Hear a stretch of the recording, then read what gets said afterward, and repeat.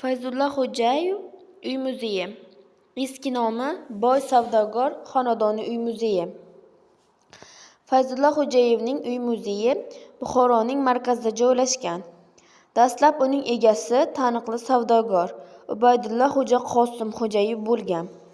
Keyin esa uy uning merosxo'r o'g'li Fayzulla Xo'jayevga o'tgan. Uy 19-asrning 80-yillari oxirida sotib olingan. 3 gektar maydondan iborat bo'lgan. Savdogar bu katta maydonda o'zining katta oilasini hisobga olib bir nechta uylar qurdirgan.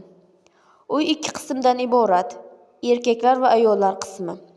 Bundan tashqari uyda xo'jalik ehtiyojlari uchun xonalar, katta mehmonxona, kichik mehmonxonalar, balkonlar ham bor. Har bir xona yog'och o'ymakorligi, antiqa buyumlar, o'ziga xos mebellar, noyob bezaklar bilan bezatilgan.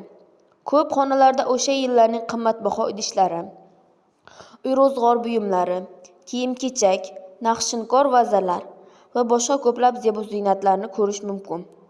Fayzulla Xo'jayev otasidan tadbirkorlik qobiliyatini meros qilib olmadi. U davlat arbobi bo'lib yetishib, jadidchilik g'oyasini ilgari surgan. 1937-yilda u janjalli ish bo'yicha Toshkentga hibsga olinib, 1938-yilda o'limga hukm qilingan. Moskvada otib tashlangan.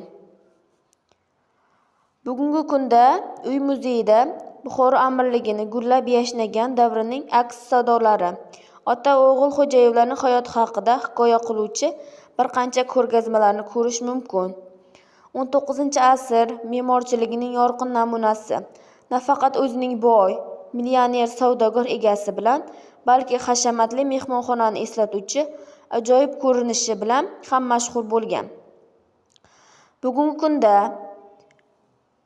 bu 19-20 oxirining tarixi va madaniyatini aks qilish, o'sha zamondagi savdo-sotiq hayoti, mebel va san'atning noyob namunalarini ko'rish imkoniyatiga ega bo'lish mumkin bo'lgan ibodat maskani hisoblanadi.